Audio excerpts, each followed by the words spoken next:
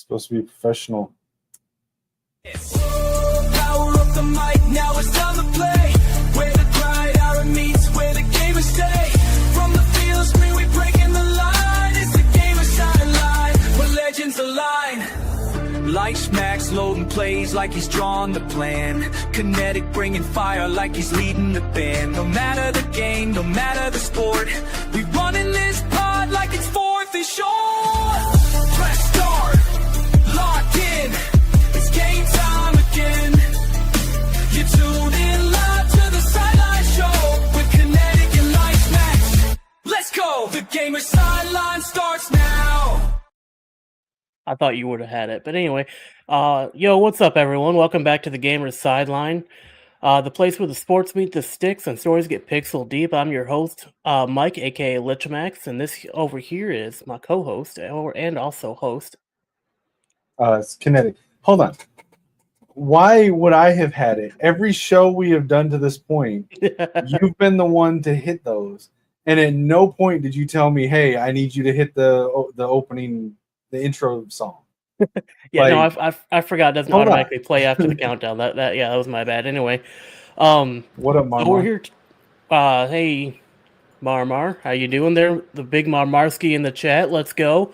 We're here talking the NFL. It's some crazy stuff going around the NFL. We got some trade disputes. Not trade disputes. Some trade demands. Some contract disputes. Some unsigns. A lot of stuff going on. Let's hop right into it. Yeah, so there's three high. I'm sure there's more than three, but there's three high-profile players that have been in contract negotiations during this offseason with their teams, and just in the recent days or weeks, they've basically come to an impasse and have requested trades. So we're looking at three high-profile players. We got the Cincinnati Bengals defensive lineman Trey Hendrickson, Washington Commanders wide receiver 1 Terry McLaurin, and most notably the Dallas Cowboys defensive pass rusher Micah Parsons. All three have recently requested a trade from their respective teams, and none of the three look like it is reconcilable, although a few months ago we were saying the same thing about Myles Garrett in Cleveland, and then he ended up signing an extension. So I don't know. We'll see what happens. Yeah, I've been hearing a lot about the Micah Parsons situation. I think that's what most people have probably heard about. Yeah, I think you're probably right there, Marmarski there. Parsons is most likely done with Dallas, which I don't blame him. I mean, they did just bring in words, English lost to me. He's been asking to get paid closer to like that of TJ Watt in the industry, which I mean I don't blame him. He's been a pretty good he's got some awards under his belt. He's a 2-time first team All-Pro.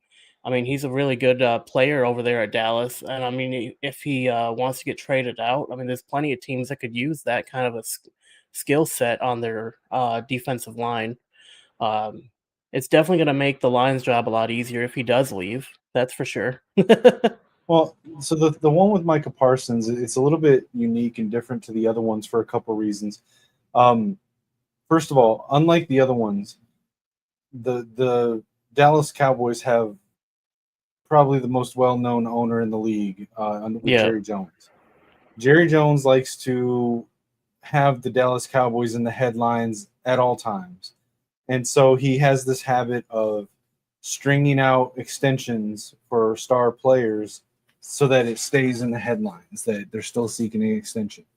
He also likes to say things when people, so like he gets very arrogant. And if you watch his recent interviews, he talks down to the interviewers quite often. You know, if he feels like you're in any way, you know, like saying, oh, you know, he'll come across and be like, well, I think we know a thing or two about winning here. You haven't won a playoff game in like 30 years. So like, yeah, I think down. so. But in a recent a recent interview that he did, or maybe it was a press conference. I don't know. I don't remember exactly. He literally threw Micah Parsons under the bus when someone asked him why they had not signed him yet, and he made some weird comment about that just because they sign him doesn't mean that they'll get to play him, because he has a history of injuries. And one of the recent guys that they signed a couple years ago, he brought it up as an example, and it was basically like throwing Micah under the bus. That one of the reasons he hasn't signed his contract yet or given him the offer that he wants yet is because he doesn't feel like he deserves it because of injury. Basically, is what he implied. And if you read Micah Parsons' statement that about wanting the trade, you can tell that incident really sort of rubbed Micah the wrong way. And it's really stupid because like the Cowboys could have signed Micah Parsons a year ago. They could have signed an extension. Yeah. And they like in no world would you not sign Micah Parsons. Like he's the type of player that you find a way to make it work. And the way that the NFL salary structure, the contracts are structured, are basically it's always the next contract is higher than the last one. So like if you signed him a year ago, you would pay him less money than you do now. So like there's no reason to do what Jerry Jones is doing where he strings it along to the last second just for headlines. He could have signed him a year ago for cheaper than he would right now. And instead he sat here and twiddled his thumbs while watching guys like TJ Watt, Myles Garrett, and other edge rushers, Aiden Hutchinson, get their big money extensions. And every time another star edge rusher gets their extension, that drives the price up for Micah Parsons because his camp's going to say, oh, look, the last guy got this much. I think I'm worth more than that. And yeah, I mean, it's just being mishandled in so many ways by Jerry Jones.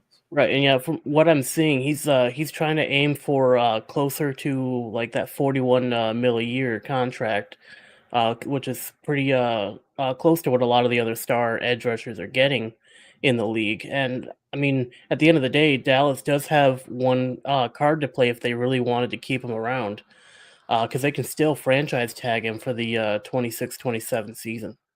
Yeah, so for those that haven't seen it, here is the statement from Micah Parsons when he requested a trade. So for anyone that can't read it on the screen or just listening, I'll go ahead and read through it real quick. So this is posted by Micah Parsons. I forget if it was yesterday or the day before, but it was basically the same day he requested a trade.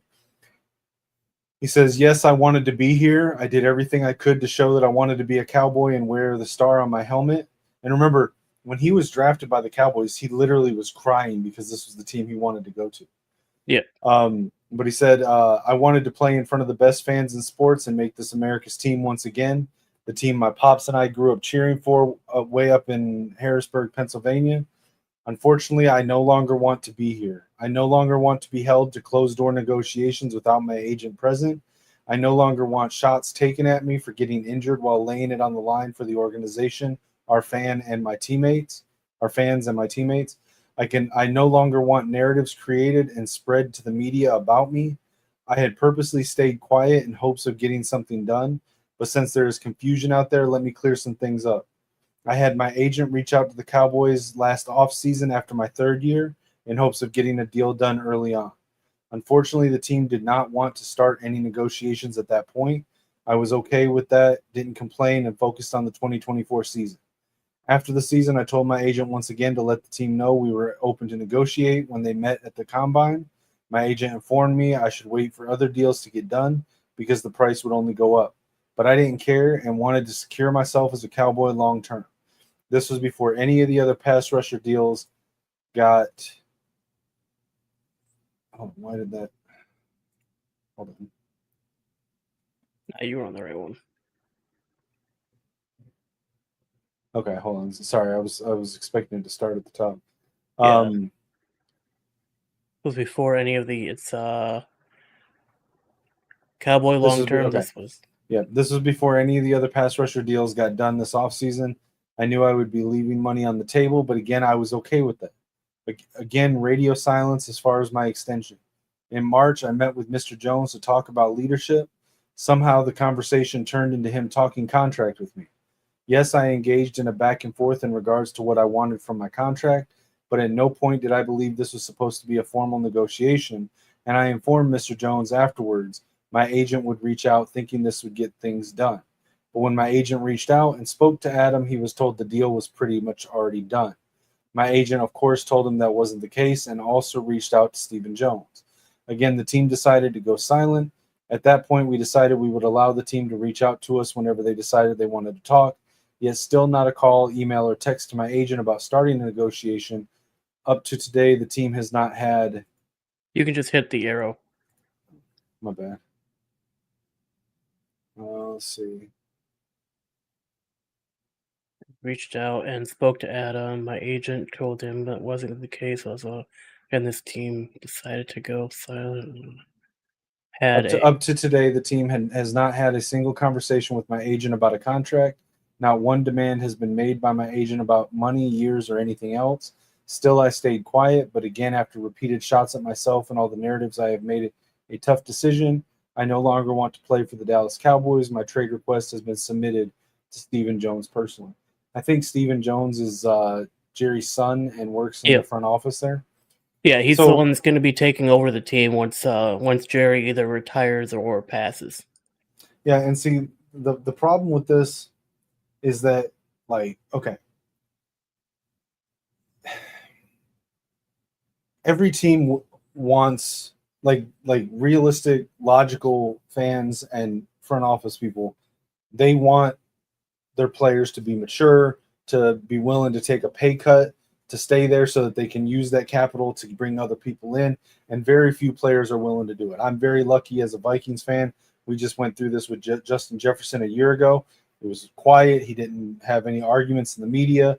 It was friendly between him and his agent and Kwesi until they got a deal done. He showed up, did work, wasn't a diva about it, right? Yep. And it appears here that Micah tried to do the same thing. This was his favorite team growing up. He wanted to stay there. He was willing to get paid less. He wanted a deal done a year ago, like I mentioned earlier. And not only did they string him along, but they left him without any communication, didn't give him any information, didn't even make him a priority at all. This is one of the best edge rushers in the country. I'm pretty sure statistically he's not, I think, third behind Aiden Hutchinson and Myles Garrett. Yeah, I was going to say it. It's those three. Yeah, so it's like – and TJ Watt. He's one of the few players in the country that as a single player can turn the tide of a game. Like, I've heard some of the guys that I listen to that are former players talk about who's the star, and what they mean by that is when they would go into prep for their upcoming opponent the week of that game, they would identify star players on the other team that were players that could take over a game, that they had to game plan for that player specifically, separate from the game plan for the team.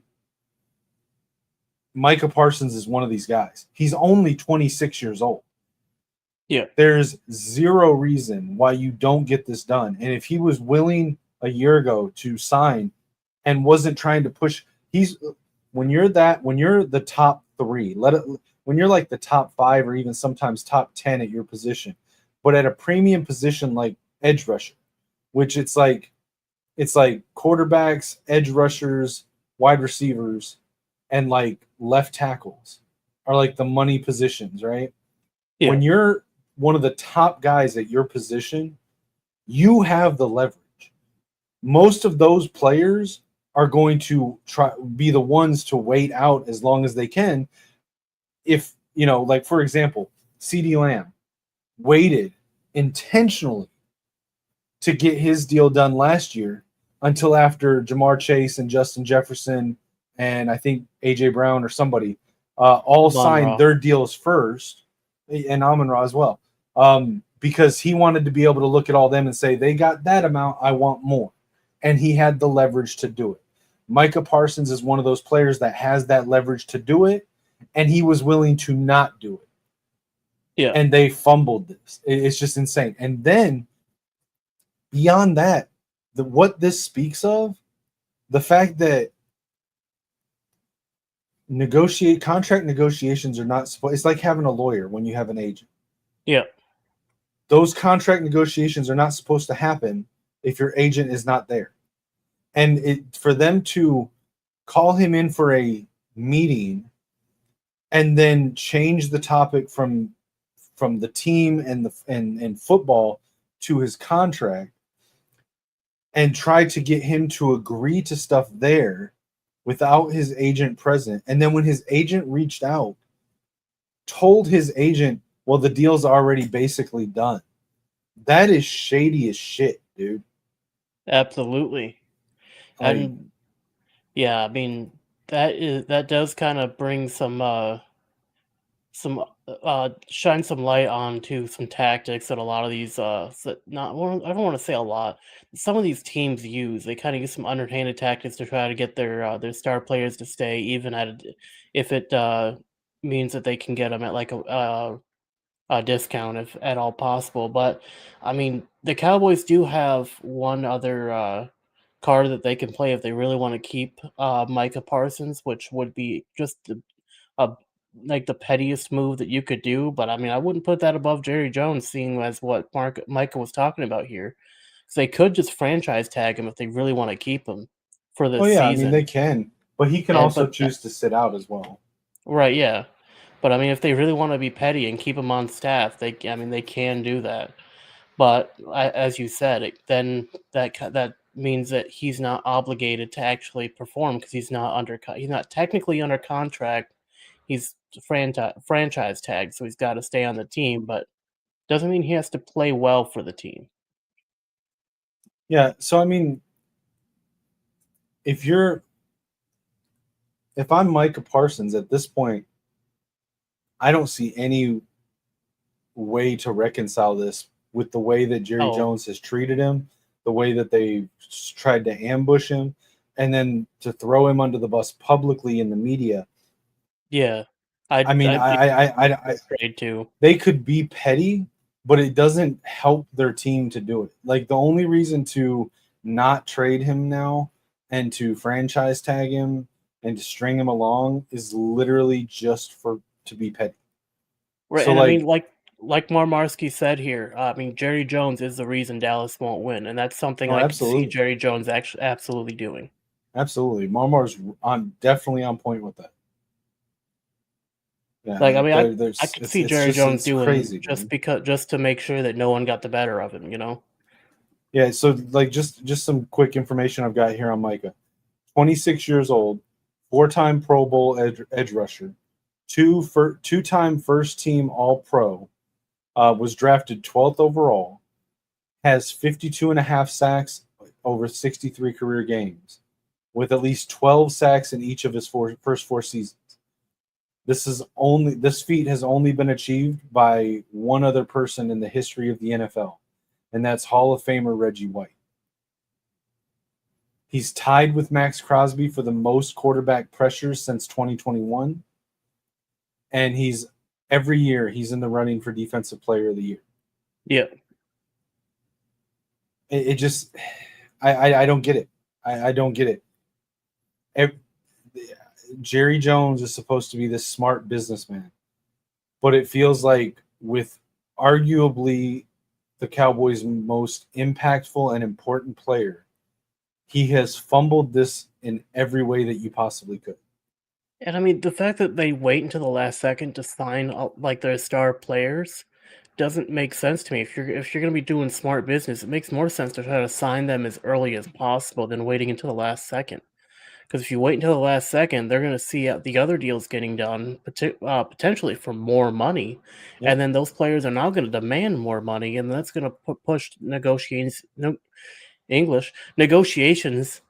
out even farther to the point to where I think last year we almost got to like the start of season before contracts were finalized. In a lot of cases, but generally Which I you'll mean see. that was partially because of CD Lamb, but Well, but part, still. but even those contracts were done a year ahead of time. Like Yeah. he tried to reach out and get his done last year, and they didn't. They just said they weren't interested in doing it then, which he was like, okay, that's fine. I'll play through the year and we'll do it next year, because he had no reason to think that they wouldn't get it done, right? Right. But like, if you're a smart front office executive, a smart GM, if there's a player that you want to keep, there's zero reason not to get it done before going into the final year of their contract, or even the before the next to final year of their contract, if they're Right. willing to, what the way Micah is, because it's just going to save you money. Yeah. And every dollar that you save on this contract extension is money you can put towards other free agents and other contract extensions to give your team the best chance of winning. Right. And to be So frank, I mean, it and to be frank, like the Dallas Cowboys need all the help they can get. They definitely need to save some money to try to pull in some better talent. I mean, they're not saying they don't have good talent; they just aren't great at utilizing them. right. But I mean, getting these contracts done earlier rather than waiting until the last second to do them would definitely benefit them in the long run. Yeah. Now I do Uh, think that the other two players, Terry McLaurin, I don't know the that's details as much as I know Micah's, but I do know I don't consider Terry McLaurin a top wide receiver in the NFL. I do think he was the top receiver on the Commanders. He was the best receiver for Jaden Daniels. And if they trade him, I believe Jaden Daniels' top receiver is then Deebo Samuel, who is not a wide receiver one at this point. But the problem is I don't know what Terry's asking for.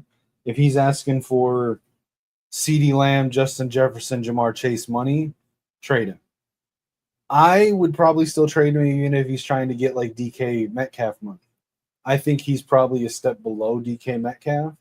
That's just me. You look at his stats, compare the stats to DK Metcalf. In fact, if you give me a second, I will compare them. Well, you're working on that. So Terry McLaurin from the Washington wide receiver from the Washington Commanders. The extension of his contract stalled, and he is asking for a trade, but he knows that but he's currently on the physically unable to perform list with an ankle injury, as he's entering his last year of his contract. Currently has a $68.3 million contract. His base salary is 15.5. I don't know exactly what he was asking for before asking for a trade, but I guess the extending his talks about extending his contract stalled, and so he demanded a trade from Yeah, the general manager, and Adam see, here's the Peters. thing. I think if he's willing to take like a step under DK Metcalf, whatever he's making, I'd say pay him. I think DK Metcalf is a perfect sort of parallel to compare him to, because just to give you these stats real quick, DK Metcalf has played in 97 games. Terry McLaurin has played in 94. So 3 games apart for their Yeah. careers. They both have the same number of receptions. Both have had 405 catches in their careers. With those 405 catches, DK has 5,943 receiving yards. Terry McLaurin's at 5,772. So he's just under 200 yards less, with a Well, yards yeah. per catch average of 14.2 versus DK's 14.7. And last season he had a career best 1,096 yard 13 touchdown season last season. Right. And if you compare their career touchdowns, DK has 46 touchdowns on the same number of receptions. Terry only has 29. Now, the only statistic that I can see where he has an edge over DK, for example, is that he has 6 less dropped passes than DK does out of the 405 catches. So 405 catches, but 6 less. They both have the same number of catches, but Terry has 6 fewer drops. But DK has made 2 Pro Bowls, where Terry has made 1, and DK has also been an All-Pro, and DK has not. So, again, I just feel like it depends with him what he's asking for. If he's asking for anything above DK level money, trade him. But if he's asking for right at DK or less, just under DK's level of money, then pay him. Because I mean, I don't know. I like I said, I don't think he's great, but there's a lot worse than him. Right. And then the thing with Trey Hendrickson, it's not as egregious as the Dallas Cowboys thing. The Cincinnati Bengals, I don't know their owner's name, but they're notorious for being stingy with money. And they spent so much money on Jamar Chase and T. Higgins and Joe Burrow that they really don't have a lot of cap room anyway. And they're just stonewalling him at every opportunity. I do think it's a little bit more Trey Hendrickson's fault in this case than it is Michael Parsons, because he has also been very difficult to deal with. For example, the Bengals started fall camp, and he posted a video of him driving down to Jacksonville. So he's not even like in the facility. So I don't know. I think this one is a little bit on both sides, but it's kind of what happens. And this is why I've speculated that my own Vikings will probably trade Jordan Addison next year, either before or after the season, because I don't see them paying Jordan Addison and along with Justin Jefferson the same way that the Bengals paid Jamar Chase and T. Higgins. I like Jordan Addison a lot, and I think that he'll deserve to get the big payday. But the way the salary cap is currently structured in the NFL, you really can't afford to pay 2 wide receivers top dollar and still be able to build a team around it.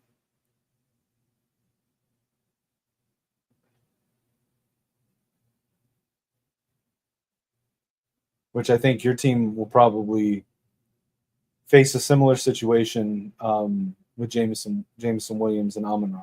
Although it's a little bit different because Amon-Ra is not an outside receiver, so I don't think he's getting paid quite as much as like Justin Jefferson, Jamar Chase. He's like the best slot receiver in the league, but that probably leaves a little bit more room for Jameson Williams to get a contract. Yeah, Amon-Ra is, I believe, like one of the top 10 best slot receivers in the NFL right now. I would say he's the best slot receiver, and he's got the rare ability to be a slot receiver that can kick out to the boundary. But he's going to be best for the team at the slot. Although I have seen some reports that the new offensive coordinator for the Detroit Lions, again his name escapes me right now, is planning to use Jahmyr Gibbs as a slot receiver in a lot of packages. So we'll see. Yeah, they're going to have to figure that one out. From what I understand, like his knowledge when it comes to like just in general seems to be a little out there. Yeah, I mean he seemed excited about it, like it was something he wanted to do. But I mean, he's definitely going to have to learn a lot more routes because there's a lot more routes involved in being a slot receiver than being a boundary receiver. Because a boundary receiver is typically you're running post, you're running a streak, or you're running an in. That's typically like what you're doing on a boundary. I mean, obviously, there's also those comebacks and whatnot, but I mean, those are pretty easy. You just pick a depth, come back, and then you pivot and turn back. But when it comes to like those crazy routes you see Amon Ra run from the slot, those are going to take some getting used to. I think he's got the agility and the change of direction to be able to make it happen. But I mean, we'll definitely see how he's being utilized when it comes to this season. Yeah, I mean, I know Be I'm a nice. Vikings fan, but like I've said before, I don't hate the Lions, and I actually like quite a few of the players. So, I mean, I think you've got a good duo there.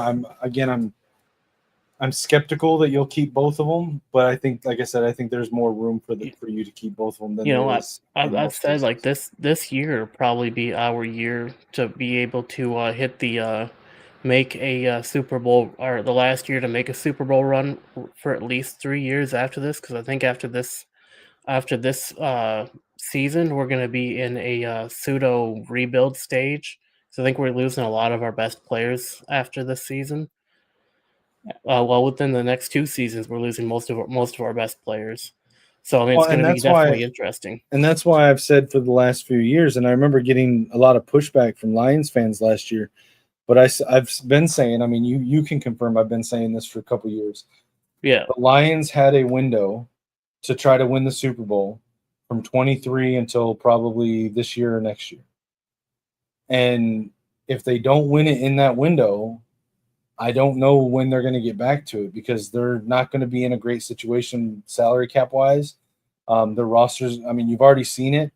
The last prior to this past off season, every year the Lions added to the team, got better. This was the first year where you started to see them have to let players walk and sign contracts elsewhere because they couldn't afford to keep them. right. They just gave extensions last year to Jared Goff, Aiden Hutchinson, Amon Ra, um, David Montgomery, Penei Sewell, Brian Branch. They've still got, I think they just got one done with Jahmyr Gibbs. Like, Yeah, they're paying all these players with their extensions, and they're not going to have a lot of cap room to keep doing it. So again, I really feel like it's this year and maybe next year is their window. And as I've said before, despite being a Vikings fan, I do want to see y'all get a Super Bowl. I think that the city of Detroit needs one, deserves one, and after this year, the NFC North belongs to JJ McCarthy and the Vikings. So yeah. this is I think. your chance. Yeah, it's gonna. Yeah, I think this is the our last possible year to where we could probably get there before we end up having to take 3 years off of making championship runs. I mean, we had a good run. I think we went on a 4 year streak where we were consistently making the playoffs at least. But uh, but yeah, I mean, if we can get our injuries figured out, get that sorted away to where we don't keep having people go down constantly, I think we'll be in much better shape. Speaking of which, we do have a bit of a injury report from Yeah, come on, man. Lions. So last year, correct me if I'm wrong. You're the Lions fan.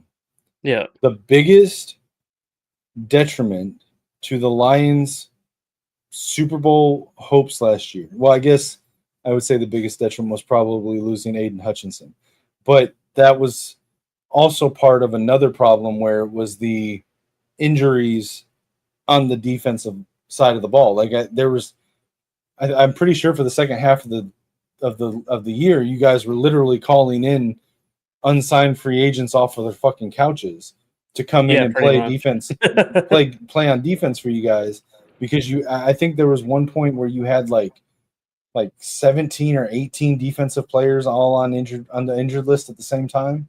So like the first day in fall camp, and you have I'm pretty sure you're DT2, defensive tackle 2. And I'm sorry if I butcher his name. Levi Onwuzurike tear his ACL the first day back. Like, what's going on? Like, here's I mean, we just run our guys really hard. That's kind of what it comes down to. And I can't speak to like what exactly kind of drills that they're running, but I mean, uh yeah, they need to get better at their conditioning to not have that happen. So here is the what I've got for our list of injuries and absences from the Lions during the training, well, that have cropped up during training camp. So we have strong safety, Kirby Joseph. Safety, Kirby Joseph has missed several practices with a knee irritation, whatever that means. Cornerback Terrion Arnold and cornerback Stanley Thomas Oliver, they got evaluated for hamstring injuries. Linebacker Alex Anzalone, another hamstring. He returned to practice off of the injury list. And then we got multiple players that began the camp on the injury list, including left tackle Taylor Decker, defensive tackles Ali McNeil and Makai Wingo, guard Miles Frazier, linebacker Malcolm Rodriguez, and edge Who is Josh Heschel. perpetually on the injured list? Malcolm we should Rodriguez. Why is he still on the roster? Yeah, we should honestly just cut him because he's like he gets off the list for maybe a game or a practice, and he's right back on the list. Like, dog, Yeah. It's time for you to retire, my guy. I think it's retirement time. Yeah, and to put this in contrast, outside of the players who are still coming back from previous injuries from last year, which are Christian Darrisaw, Will Fries, Rondale Moore. The only injury the Vikings have had since the end of last season. Oh, okay. Is that Justin Jefferson is currently sitting out of practices because of a tight hamstring. So I was saying JJ, just not the right JJ I was thinking. But the tight hamstring, it's not even an injury. So compare that and contrast to what the Lions are dealing with after 1 week of fall camp. There's something wrong there, dude. And again, I'm not trying to cast aspersions on the Detroit Lions. I'm saying you look at last year, you look at what's already happened in a week into training camp this year, 2 weeks into training camp now. I mean, maybe that just goes to show that like we just try harder than you guys do. I don't think so. Like if that was the case, hard, we hurt ourselves. If that was the case, then we wouldn't have had the same record in the NFL until literally the final week of the season. That's because we had to try harder to get there. You have a exponentially more talented roster than the Vikings last year. We've been over that multiple times. I know, it's because we try harder. But okay, let's shift gears here a little bit since we're talking about the Lions. I've got up here, since we do both sports and video games here. Let me pull up the right thing here. The Madden ratings for your team. So we're going to go through a few of these and see if any of them surprise you or what your thoughts are on them. So going from top down. 93. So from top down, you've got your highest rated players, Amon-Ra St. Brown and Penei Sewell at 96, Amon-Ra's X Factor. Yeah. Jahmyr Gibbs is 95. Aiden Hutchinson, X Factor, is 93. Kirby Joseph rounds out your 90-plus players at a 90 overall. Then below that, Brian Branch, 89. Jared Goff and Taylor Decker, 87.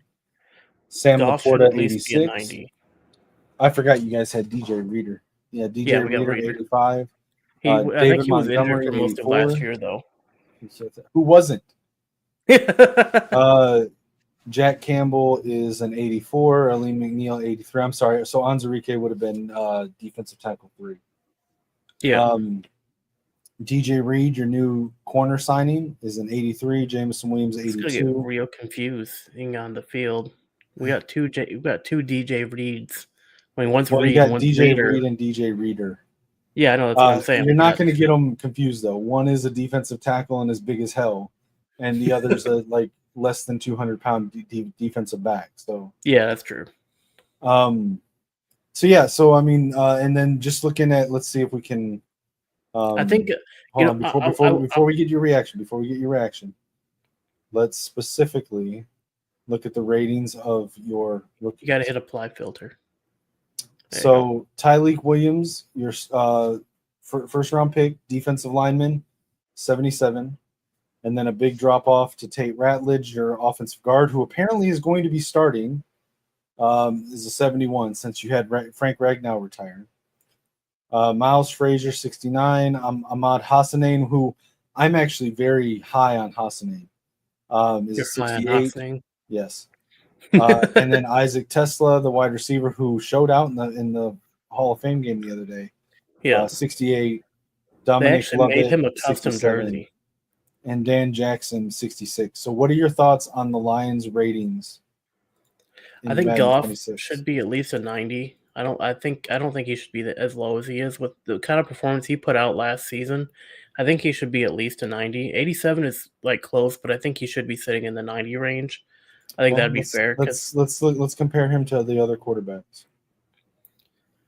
Go ahead and keep going. I'll Yeah, because I mean he was in the running for a quarterback award through most of the season. Well, towards the end of the season, not most of the season, but towards the end of the season. I mean, he had a phenomenal season. I think he actually had a better season than Patrick Mahomes. I would say his rating. Okay, so should the rating be higher? I don't know, but he's the sixth highest rated quarterback. He's I think behind Mahomes, only Josh Allen, Lamar Jackson, Joe Burrow, Patrick Mahomes, and Matthew Stafford. And the only one I think you have an argument with is Matthew Stafford, and he's only one point behind Matthew Stafford. And I think that's fair considering they were literally traded for each other. And he in the trade was Jared Goff and a shitload of picks for Matthew Stafford. And since the trade, Matthew Stafford's won a Super Bowl and Jared Goff has not. So I think being 1 point behind Stafford is pretty fair. They've got him ahead of Jalen Hurts, who just won the Super Bowl. Right. So I would say it's pretty fair, at least as his ranking, if not the overall. Yeah, I mean, if anything, I would have them both be at 95 and Mahomes be 87 or 88. Because I don't think Mahomes performed very well last year. Let's be real.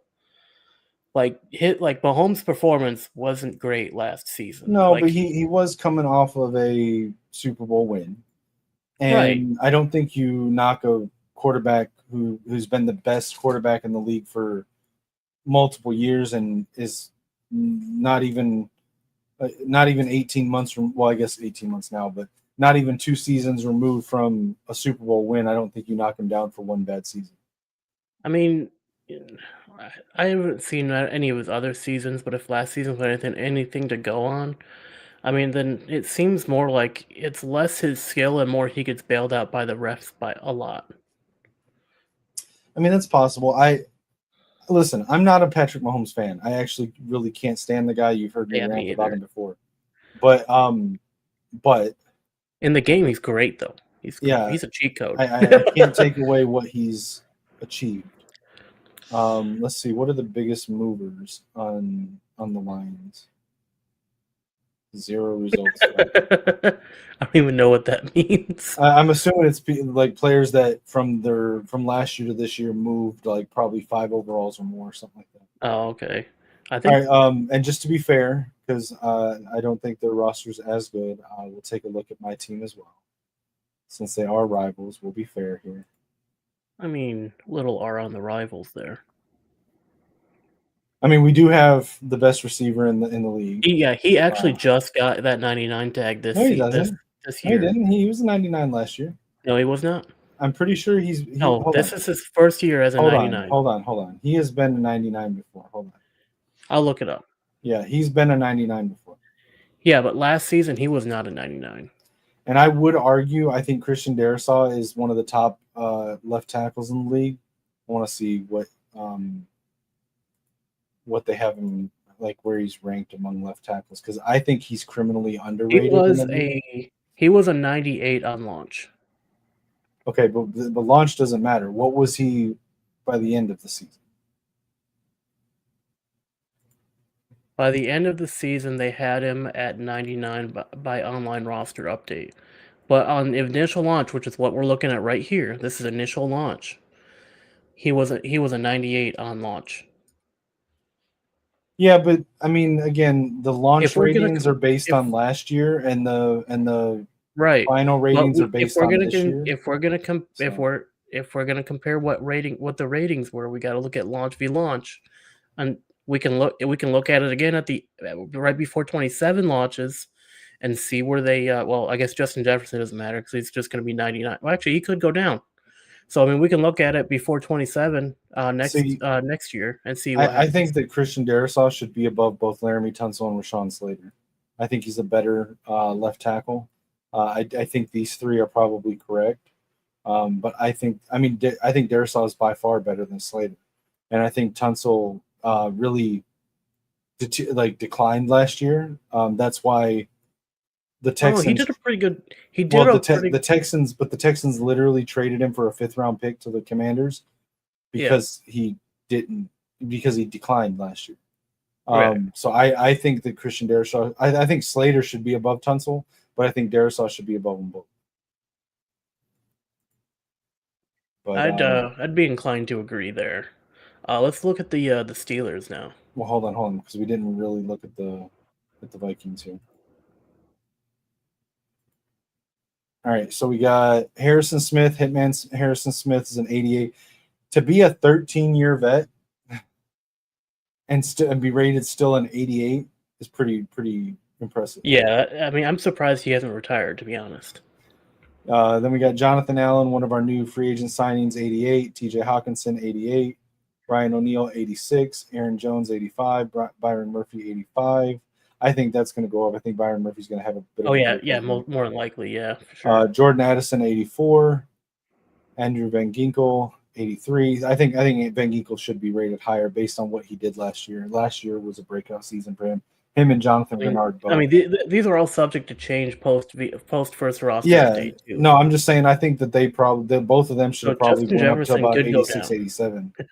I think both Van Ginkel and Grenard should be at higher, because I'm pretty sure they were the top pass rushing duo last season. Can you look that up while I'm going through these ratings? Jonathan Grenard and Andrew Van Ginkel, I believe, statistically, were the top pass rushing duo in the league last year for the 2024 season. While you're doing that, though, our newly signed center Ryan Kelly, 83. Josh Metellus, Michigan man, 82. Why I don't understand this. Andrew DePaulo was a tight end on last year's roster, and he was like a 45 overall. Now we have the long snapper position, and now he's a long snapper rated 81. What? Oh, hey, so I have the question that you wanted answered. So, who were the best pass rushing duo? The pass rushing duo of last season were Nick Benito and Jonathan Cooper. I don't know about that. Hold on. They led the league with 63 sacks, 9 more than second place team according to Vikings territory. I don't know about that, and I don't know what that source is. Hold on. That source is from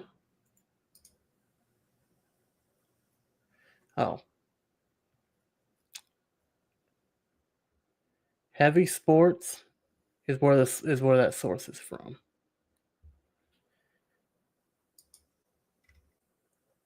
I will check Bleacher Report because that's usually a good one to. I'm trying to look up PFF because I'm pretty sure, but I'm pretty sure they were the Bleacher best. Usually uses PFF.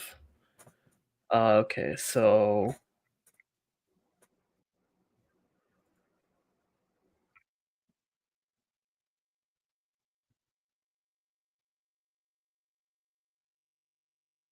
I know Myles Garrett was the top pass rusher, but I'm pretty Yeah. sure that Van Ginkel and Grenard were the best pass rushing duo.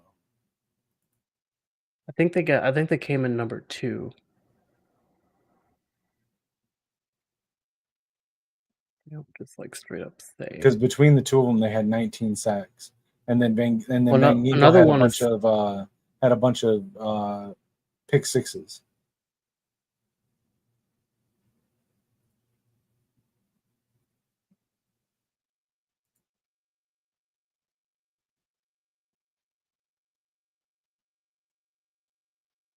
well, while you look at that, Anyway, yeah, I can't really find anything. Ivan Pace Jr. I feel like he's a little bit underrated here. They've got him at a 78. I think he's probably like an 81. Our first round pick, Donovan Jackson, offensive guards, they've got it at a 74. Jalen Naylor, I think Jalen Naylor should be a higher. I think it's criminal that JJ McCarthy and Dallas Turner are 73. Well, This I is mean, ridiculous. to be fair, they're going off of what has he done in the league. He hasn't done anything in the league. He has no tape in the league. This is So they can gonna only look go off really of his stupid by the rookie. end of the season. It'll probably go up by the end of the season. You're right, but as of right now, there is no NFL tape on him for them to use to calculate an overall, so they can only use his rookie stat. That's the same stat he had. He started out with last year. It was a 73. No. To be fair, they actually did bump him up. He was a 71 last year. Okay, so he went up. He went up 2 points. I am surprised that Jeff Okuda is a 71. I'm surprised they put rookie wide receiver Ty Felton at 71. Full transparency, during the draft, during day, I want to say it was day 3, day 2. I don't know. Whenever they made the pick for Ty Felton, I guess it would have been day 2. I was on live with my guy Rap over on Vocal Vike. Check him out on YouTube, Vocal Vike. We were live during the draft, and we had been talking for weeks about who they would pick here. And when they picked Ty Felton, we were both like, huh?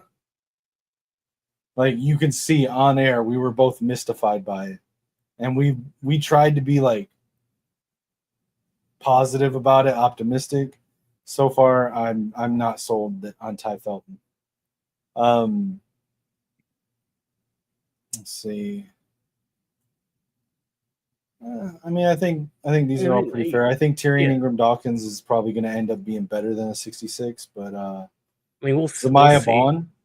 Vaughn, from what I've heard, he is completely showing out in camp and is literally competing as a rookie, as an undrafted free agent, for I don't know about starting position at corner, but definitely at a heavy rotation as an undrafted free agent, which is really impressive.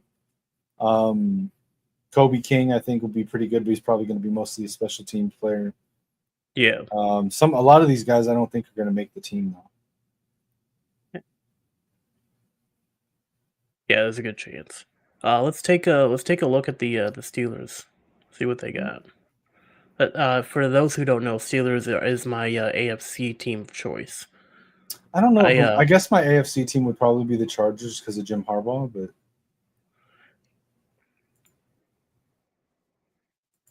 yeah, and from what I've seen that he's been doing over there at the Chargers, is it seems like he's trying to make them more and more like the Wolverines. yeah.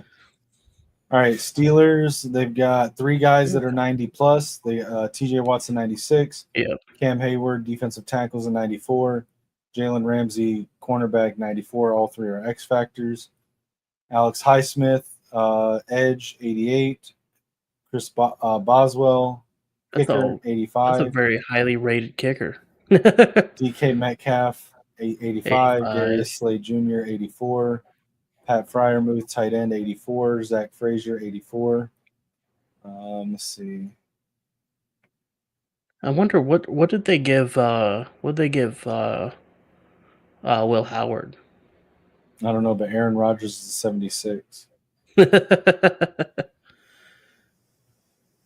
I think Peyton Wilson's going to have a good year for y'all. I hope so. I mean, they Caleb need it. Johnson, running back that they drafted. I wanted them to draft him in Minnesota. I think he's going to be really good. I think they should. I think we should have went for one of the Michigan guys. Jack Sawyer's a 72. Oh, that's the right end. He's got 72. That's hilarious. Roman Wilson's a 70. He should be rated higher than Jack Sawyer. He should be at least an 80. I mean, in my opinion. I wouldn't say that. I'd say he should probably be like a 74. Maybe. Well, because most of last year he was injured. So this is incredibly hilarious that we are now in the 60s and still haven't found Will Howard. There he is. There he is. 64. Holy crap. And yet there's Buckeyes that will try to tell us he's better than JJ McCarthy. Yeah, no. I mean, he's got room for development, but he's got a low floor. I don't think he's more athletically gifted than Kyle McCord, the guy that they had the year before. I think Kyle McCord is a better quarterback. I don't know what the Steelers are doing. Like, we should be in rebuild right now. We shouldn't be trying to build for a ship right now. They're just going crazy. It's like they're desperate to get back to the Super Bowl because they haven't been there for a couple years. But realistically, we should be working on trying to build a team back up. And I don't think picking up Buckeyes is the way to go. Right. Let's look at anything else you want to see here? You want to see the highest rated rookies overall? Yeah, let's see. I know. Travis Hunter, I think, got the highest rating of all the rookies, but we could see. Yeah, Travis Hunter's 84. Ashton Genty's 83. Genty got robbed. He's the real Heisman winner. Nah. Mason Graham got 80. That's awesome. Yeah. Look, so for the past 2 seasons, I have made custom draft classes on Madden 24 and 25. I'm pretty sure I had Mason Graham at 80 and Kenneth Grant at 78.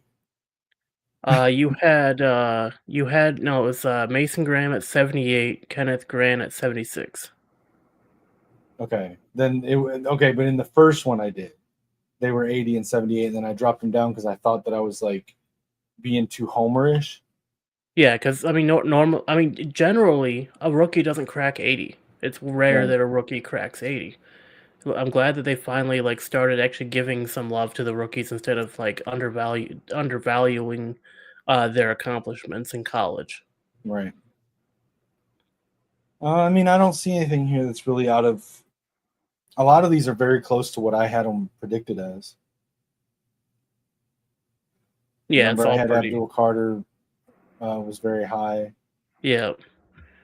I wasn't this high on Jahdae Barron personally. I think I had him at like a 76. Yeah. But and I think I had Jalen Walker at like a 77. But I mean, personally, Travis Hunter and Ashton Genty, I'd have given them both the same overall, 84.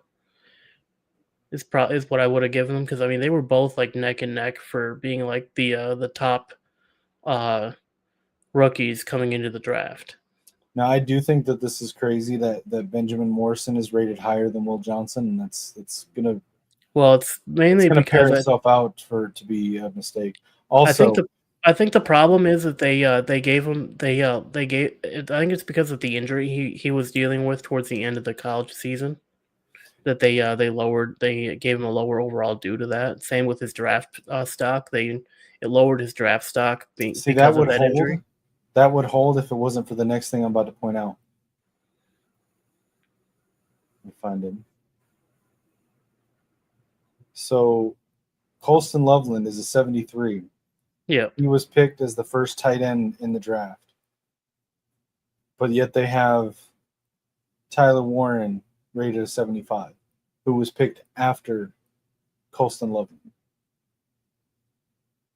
Yeah, see, that doesn't make sense. Those two should be switched. It might be because Colston Loveland went to the Bears. Yeah, but that shouldn't affect his individual rating. Oh yeah, it does. Because when you go to the Bears, you get worse. But no, for the most part, I think these do compare out to about what I had him at. I'm pretty sure, even though Vikings fans think that Donovan Jackson should be higher than 74, I'm pretty sure that's what I had him at in my draft class as well. Yeah, I think it was pretty close to that. Yeah. Josiah Stewart's a 72.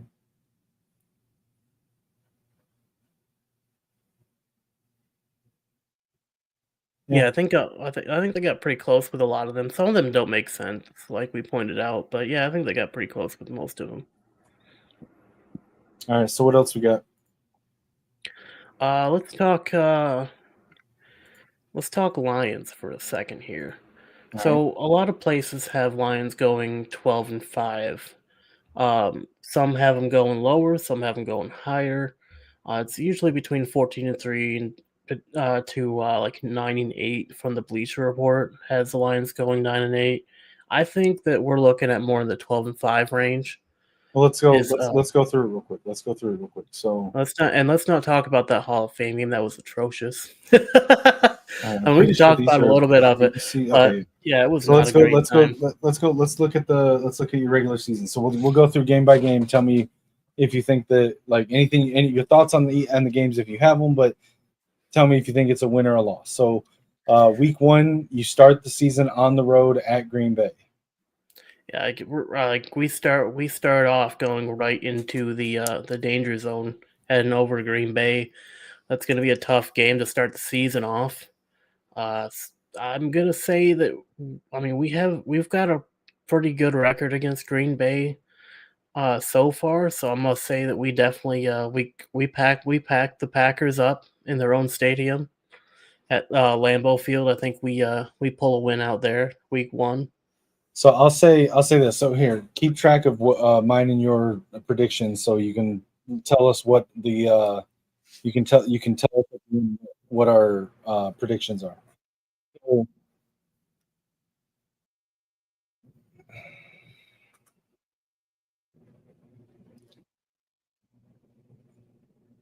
okay, that's weird. Anyway, sorry. Did you hear that? Hear what? Okay, I guess not. That's weird. Sorry, I got distracted because my phone started ringing because I apparently was getting a Facebook call, but I didn't think it was my phone because it didn't light up at first, and I was hearing it in the headphones, so I thought it was your phone. But then but now I'm sitting here trying to figure out how my phone was ringing in my ear on the headphones that are not connected in any way, shape, or form to my phone. Understand this. Anyway, listen, on paper, I'm picking the Lions to beat the Packers. However, I have a pause here because you're going into week 1 with half of your defensive starters coming back off of injury. Yeah.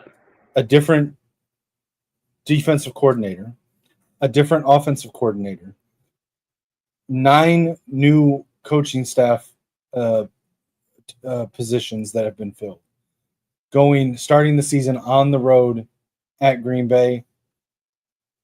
I think that there's potential you guys lose this game, but I will pick you guys to win it.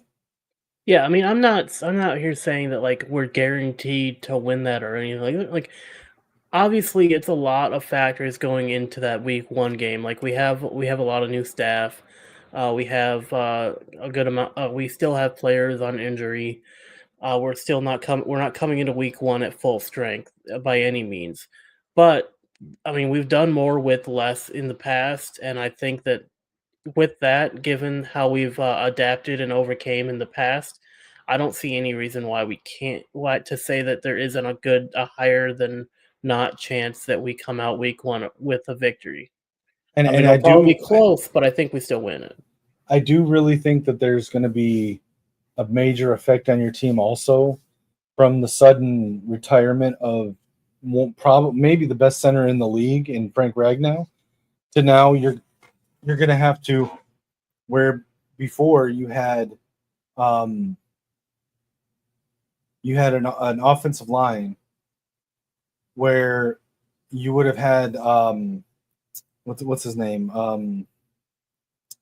the offensive lineman you guys drafted last year. I like him. I can't think of his name right now.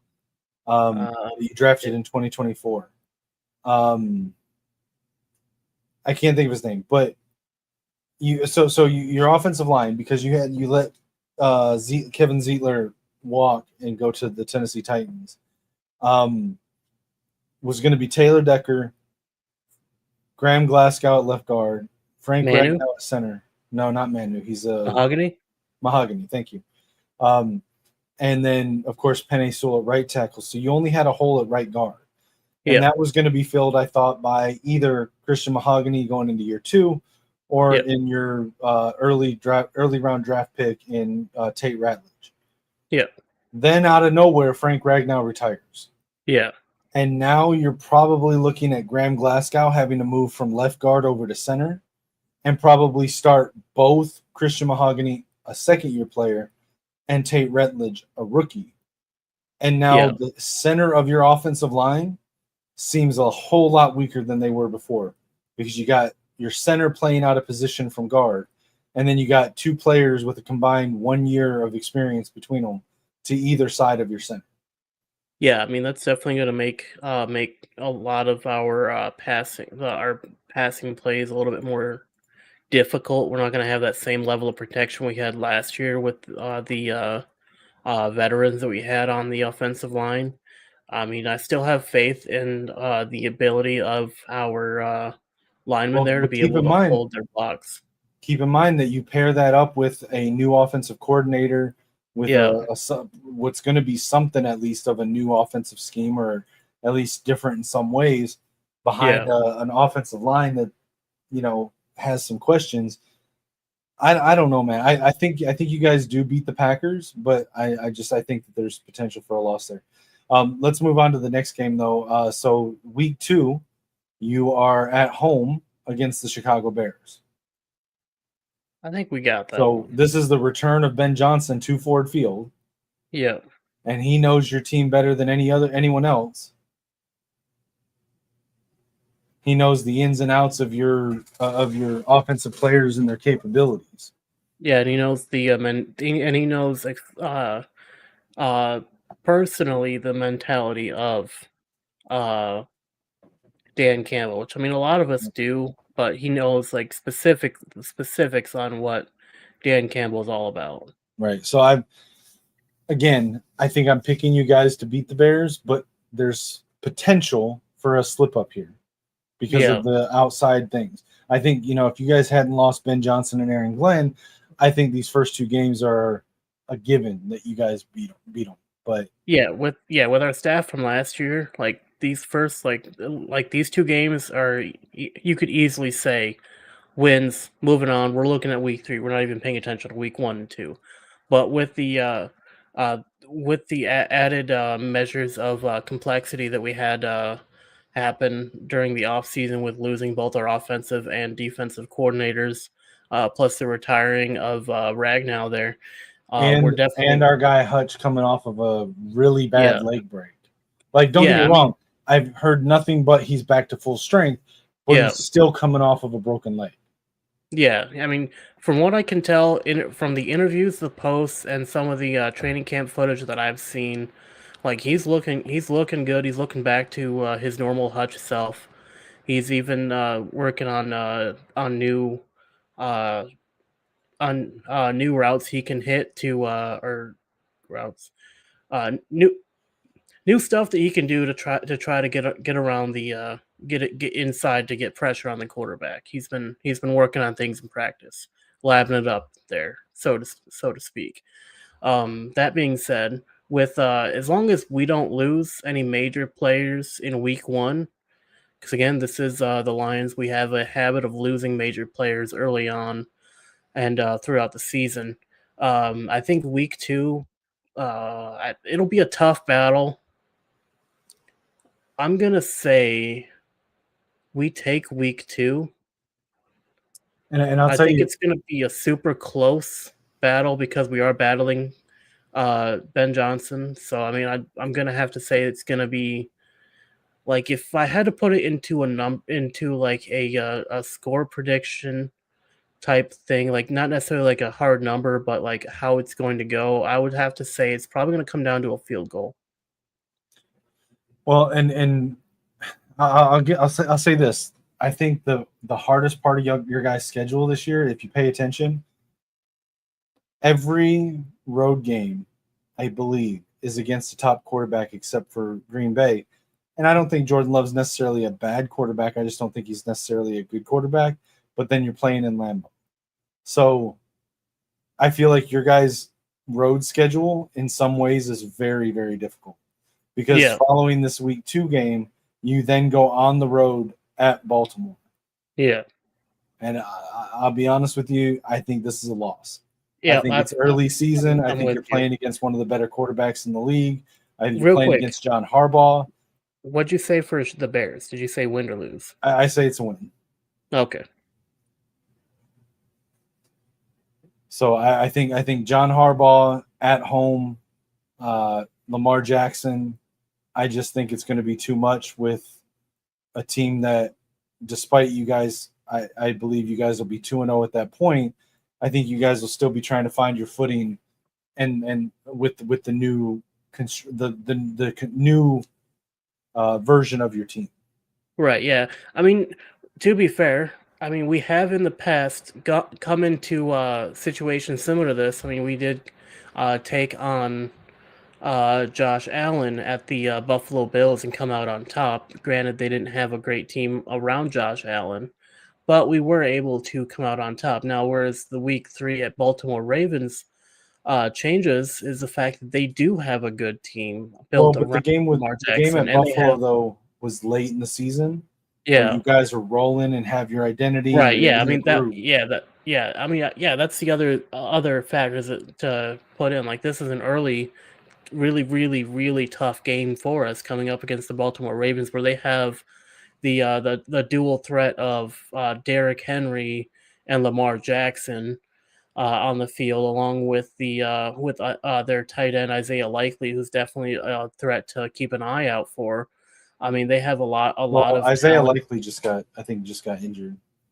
Oh yeah, that's right. We were just talking about that.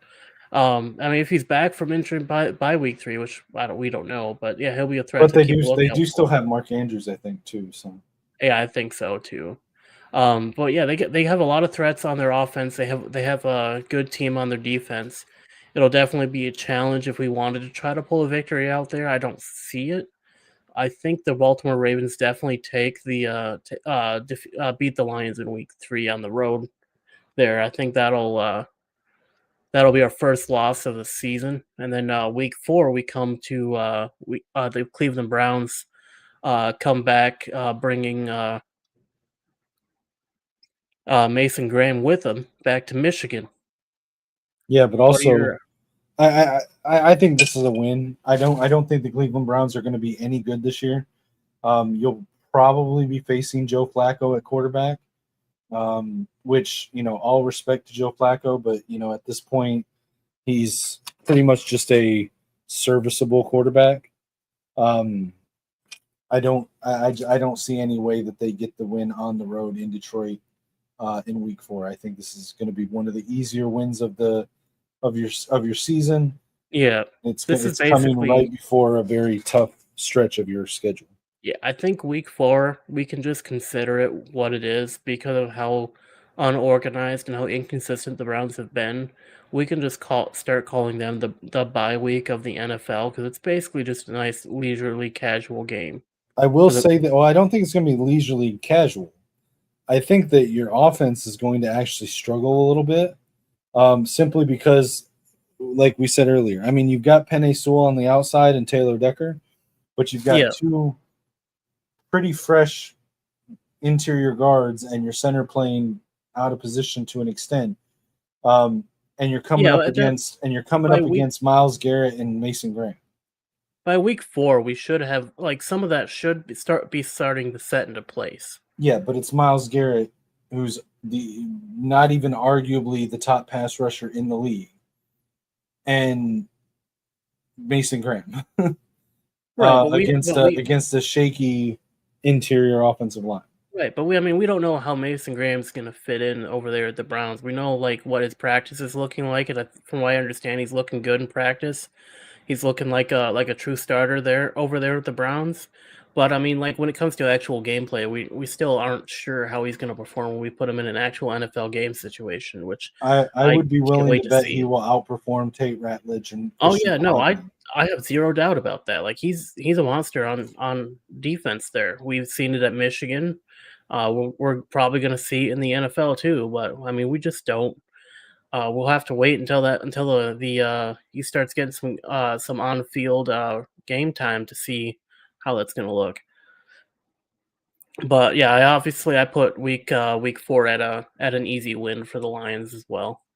Yeah, I think it's an easy win because I don't think that I think that the Browns offense is going to be bad, but I don't Yeah, think it's going to be a fun night for your offensive line. I'm just curious, like what the Browns are going to do with 4 quarterbacks. That's kind of where my questions are with the Browns. I think I think they'll end up trading Kenny Pickett and they'll run with 3 quarterbacks on roster. Yeah, I mean that's entirely possible. Or they might cut Dylan Gabriel Maybe, but he was still a 3rd round pick. I don't know. Maybe they could, but because from what I think they end up cutting or trading Kenny Pickett. yeah, me too. But I mean, from what I've been hearing from practice, it looks like Shedeur Sanders might be looking at QB2. Yeah, most likely. All right. What about the next week? You start a pretty brutal road game stretch, starting at Cincinnati with the So Bengals. You'll be going up against Joe Burrow, I think we win Higgins, that one. Jamar Chase. The biggest question around the Bengals is their coach Zach Taylor. How good is he really? And their defensive line. Trey Hendrickson, we talked about earlier, Yeah, still showed up to camp and is in a contract dispute. Their number one first round draft pick this year, Shamar Stewart, is not signed his contract and may not sign his rookie contract. So, and he was going to be a defensive lineman as well. So that's the biggest question I think for them. Also, how good is their offensive line? I don't know. Like I said earlier, having paid Joe Burrow, Jamar Chase, and T. Higgins, they got a lot of money tied up in just those 3 players. So it's been yeah. very difficult to build around them. So I don't know. So you think this is a win? I think it's a very tentative win. I don't think it's going to be easy by any means. I don't think it's going to be a guaranteed win. But in my opinion, I think that we can pull it off. See, this is where the first one that we're going to disagree on. I do think that at this point you're going in, 3-1 at this point. I've got you, and I think you're coming off of an easy win over the Cleveland Browns on the road against a team that's going to have one of the higher powered offensive units. And despite their troubles with their defensive line, again, that softness in the middle of your offensive line, I think, is going to basically be a wash there. I mean, but we're in week 5. At this point, we should have that situated. Right, but I think the Bengals are a good enough team that they should win at home. If this game were in Detroit, I'd probably pick the Lions, but I think the Bengals come out on top as the kings of the jungle over the Lions in this matchup.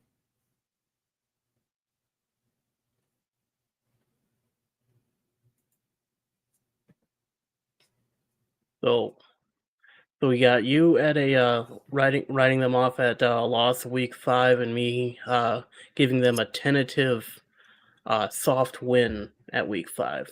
Yep. So I'd probably say it's like a win 0.5. Well, there's no half points here. You got to go win or loss. I think there's a chance that we could win. So I put them in a win. I put week 5 in the win category. All right. Then next week you stay on the road. This time going to Kansas City, going up to against Patrick Mahomes.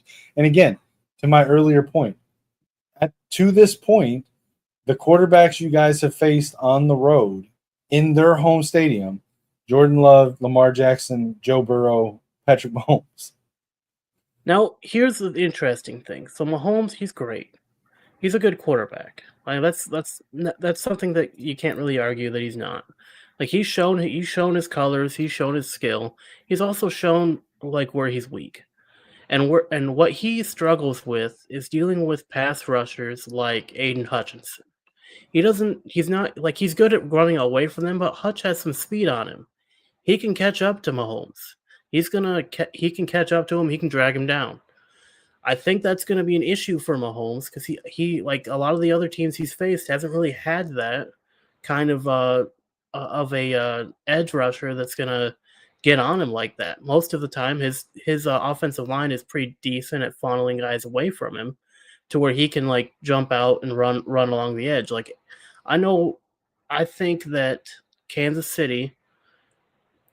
I think this might be another one where we are probably going to disagree because I think you're going to put them at a loss. I'm going to give them the win at week 6. I think our defense is going to be too much for them. I think I fall on the side similar to the Bengals here. If this game were in Detroit, I would probably give it to the Lions, but I think home field advantage does play enough of a part here, especially with the home field advantage in the zebra stripes. I think the Chiefs will get the win here.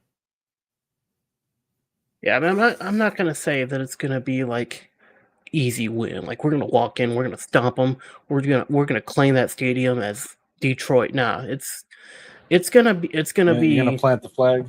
Yeah.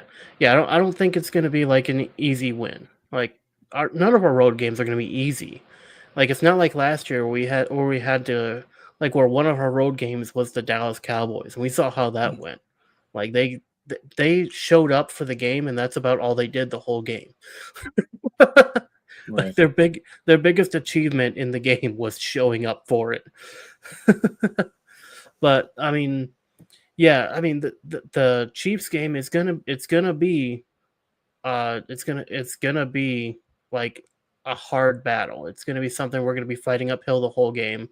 I think it's going to be mostly our defense that's going to show out for that game.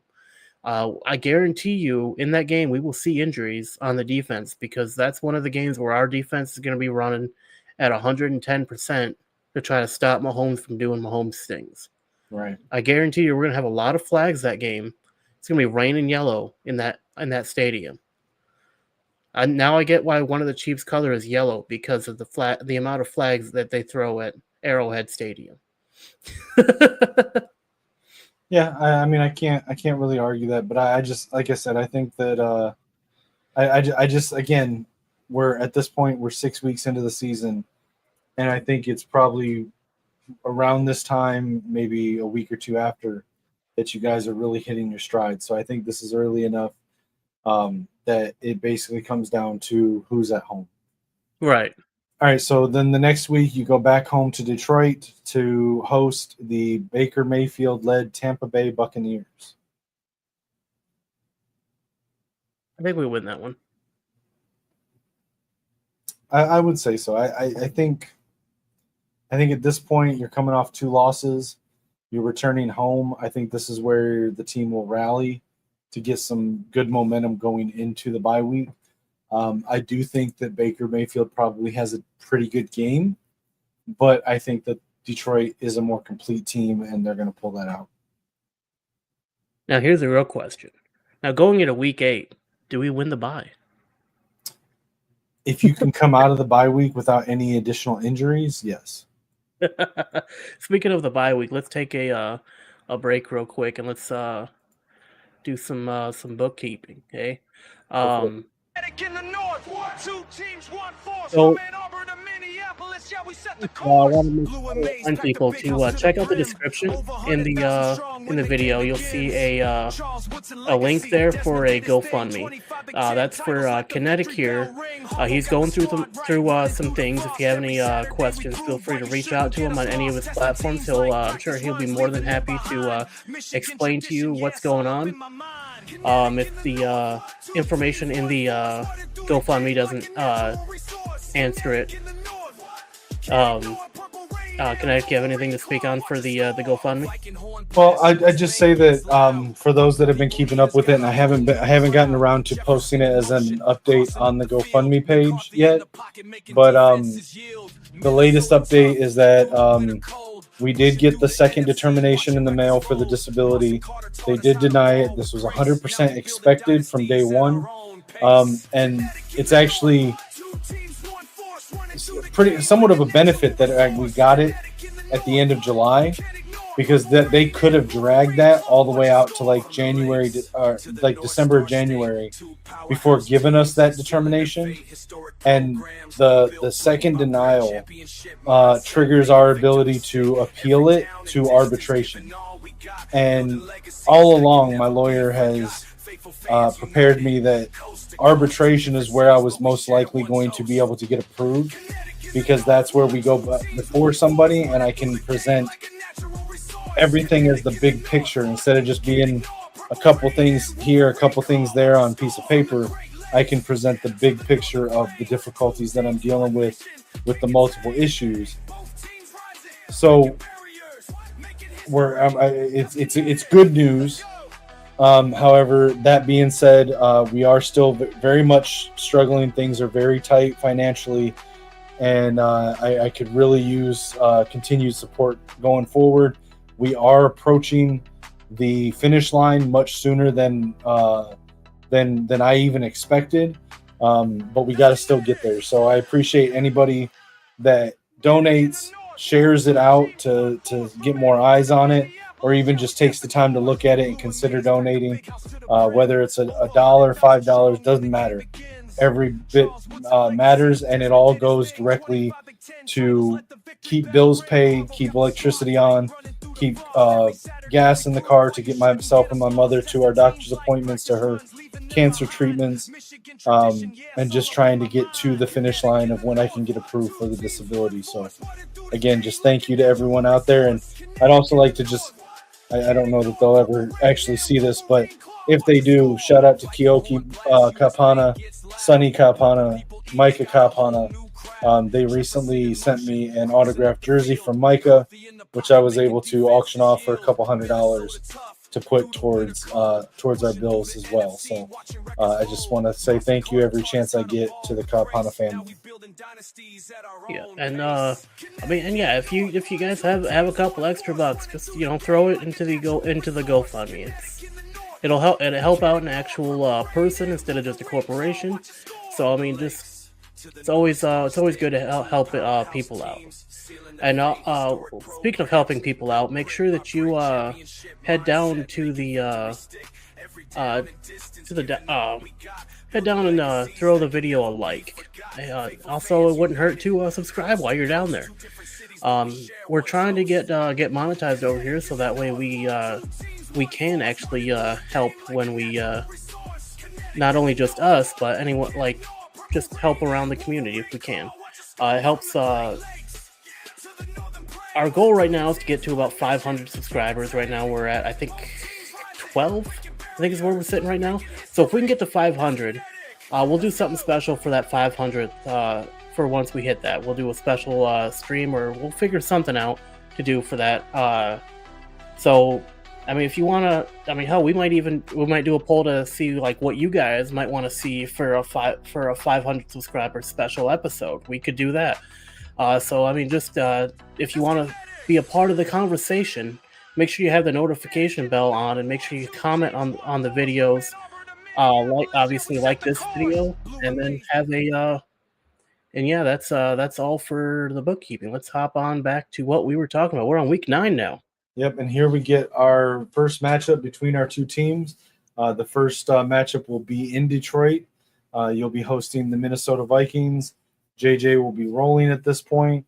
Justin Jefferson will be having the best season of any wide receiver. Maybe. We're going to have one of the best defenses in the country at this point. Maybe. There's no maybe. There's no maybe. There's maybe on all of this. Everything's maybe until it happens. When you understand Brian Flores' defense, he basically runs a version of Wink Martindale's amoeba defense. And where was it last year? It was one of the top defenses in the league. And who beat it twice? we only lost we only lost to two teams, and in both cases it was playoff teams, and it was because of a shaky offensive line and Sam Darnold, not because of the defense.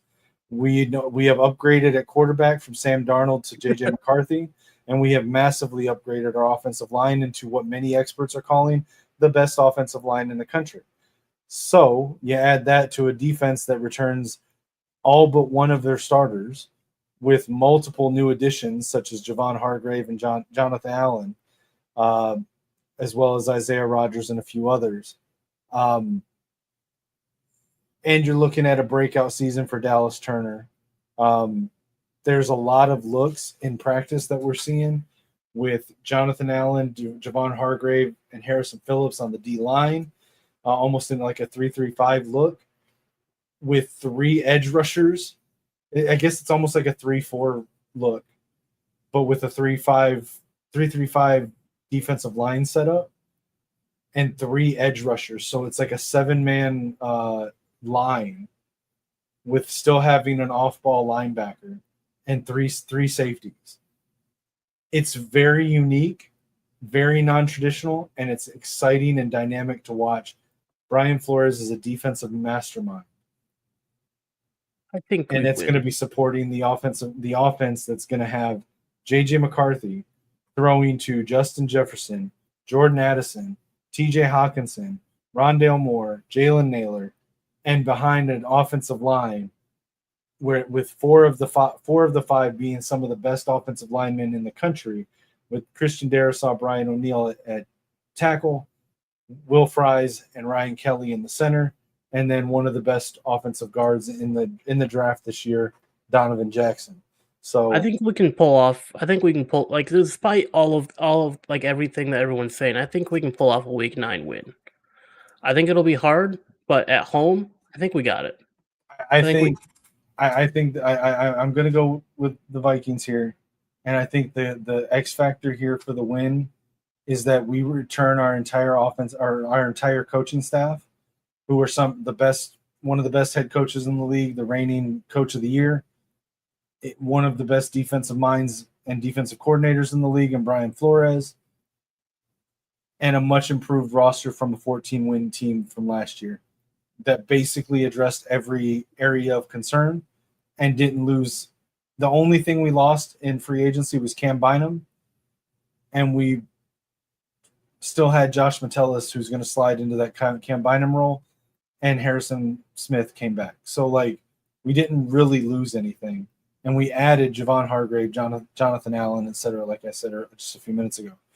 So I think that the combination of us returning everyone, including our A-plus coaching staff, and the Lions having 9 new coaches on the staff, having a depleted roster that's returning this year and already facing injuries, and a softened interior offensive line, I just think Minnesota's got the Lions' number this year. I think Week 9 will depend. Our victory Week 9 will I think highly depend on, one, if Hutchinson is healthy or not, and 2, if Kirby Joseph is healthy or not. Kirby Joseph and Brian Brinich. If we still got those 3, I think we can eke out a victory Week 9. We'll see. I just think I just think that we've got. I'm not saying it's going to be easy. We don't have as many. I feel like we were very close to each other as far as like overall team last year, and the reason you guys were better than us was Sam Darnold and the fact that our interior offensive line was, wait for it, Blake Brandel, Garrett Bradbury, and Ed Ingram. You know none of those 3 players.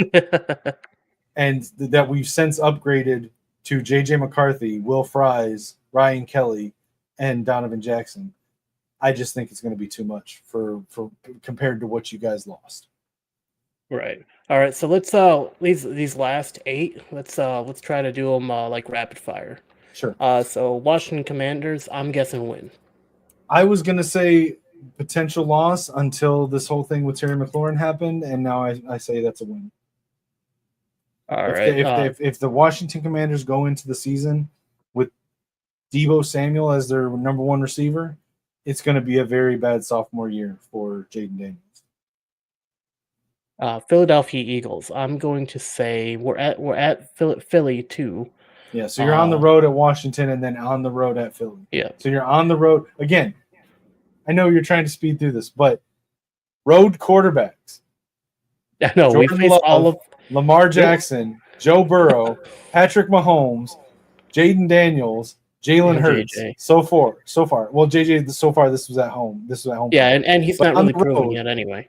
But on the road, again, Yeah. set Jordan Love aside. Lamar Jackson, Joe Burrow, Patrick Mahomes, Jaden Daniels, Jalen Hurts on the road. Eagles. I want to say win. I don't think you beat the Eagles on the road. The defending Super Bowl champions. Yeah, no, you're probably right. The defending Super Bowl champions, Saquon Barkley.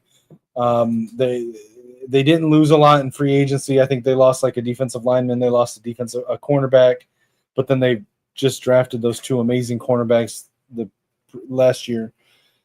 I don't think they lost enough to not be able to beat you at home. Yeah, I think Saquon's going to be a problem for us, definitely on offense. Now week 12, easy win. Easy win. Yeah, that's a win. That's and I'll be honest with you. I think you beat both the Giants and the Packers at home, weeks 12 and 13. Yeah, we win that one too. The reason I say it so easily with the Packers, the only reason I picked you guys to win week 1 at Lambeau with the caveat that it was a potential loss.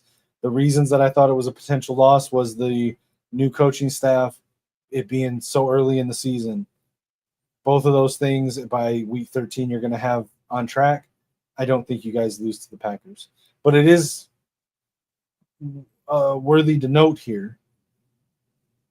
This is the Thanksgiving game.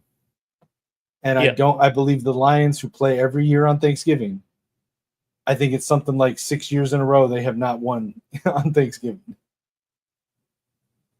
So, right. I think we'll beat them at home still. I'm picking y'all to beat them too, but. And week 14 is also another win. Dallas Cowboys. I think we win that one, especially since they're at home and they're getting rid of. They're gonna if they end up getting rid of Micah Parsons, 100%. We might pick them up. I don't think it's gonna happen. I don't think you have the cap or the trade. Or the trade capital. We don't have the capital. But assuming that they don't work things out with Micah Parsons, I would agree that you guys get the win. I'm not a big believer in George Pickens. I also think that there may be chemistry issues with him sharing targets with CeeDee Lamb. Yeah. They still have a black hole at running back, and I don't mean that as an insult to the African-American players at running back. I just mean that it's devoid of talent. Right. I think that and they lost the best slot corner in the league, Jordan Lewis, to free agency. So yeah, I think you guys beat the Cowboys. However, I will say, I think it's going to be a loss at the Rams. I think that Matthew Stafford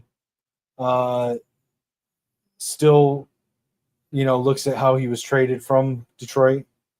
Yeah. I look at how he was received when they came to Detroit last season, which I still think was ridiculous for everything that he gave to the city of Detroit for them to boo him. Now listen, boo him during the game, but before the game and after the game, that man should have earned the eternal respect of Detroit fans for everything that he's gave and sacrificed for that city for a decade. Yeah, but how most NFL fans work is like, while you're on our team, we root for you. When you leave our team, we don't root for you anymore. See, if I were a Detroit Lions fan, when he's introduced pregame, I'm cheering for him. Once kickoff happens, I'm booing him. Once the end of the game happens, I'm going to cheer him and thank him because I just feel like he's earned it. I mean, he would have earned it more if he would have brought us a ring, but that's beside the point. I think that's not on him. The Detroit Lions front office had, at the same time, Matthew Stafford, Calvin Johnson Yep. and Ndamukong Suh, and they couldn't build a championship team around him? You traded him to the Rams, and within one season, he brought them a Super Bowl. I say that's not on Matt Stafford. Yeah, no, we definitely need to fix our front office. So week 16, I say win. So you think your team beats your team? Yep, I think my team beats my team. We don't. The Steelers, I mean, they're a good team. I just don't think they have that same grit that the Lions do. We have, I mean, the real battle is going to happen between the defenses. I think that's what it's going to come down to. Our offense is going to I believe that our offense is going to absolutely demolish their offenses in stats when it comes to the field. But I think it's going to come down to whose defense can do it better, because we both have similar philosophies on defense. We're both, especially with how Dan Campbell is, we're very much a zone blitzing type of defense, and that's kind of what I think. That's kind of how the game's gonna go. We're basically just gonna see who can hit the quarterback the most, and I think we're gonna do a little bit better at that than they are. It's like TJ Watt, he's a big threat on the defensive side. But I still think that Aiden Hutchinson is just a little bit more of one if he's still healthy at this point. Like, that is a worry this late in the season, is are we still going to have our stars? Because, we are prone to injury. I think the Steelers have the advantage over you in coaching, and that's it. I think it's a push that they have TJ Watt because you've got Aiden Hutchinson, and I can't think of another position group where I think that the Steelers have advantage over you guys. So unless Mike Tomlin coaches the game of his life, which I don't think is going to happen, no. I think you guys get the win. And obviously, you think Week 17 is a win for you. If I didn't pick you to beat, if I didn't pick you to beat us at your home, I'm not picking you to beat us in Minneapolis. I think it's a loss for us out on the road there as well. And I think you end the season with a win over the Bears. Oh yeah. So what's the final tally on our win-loss predictions?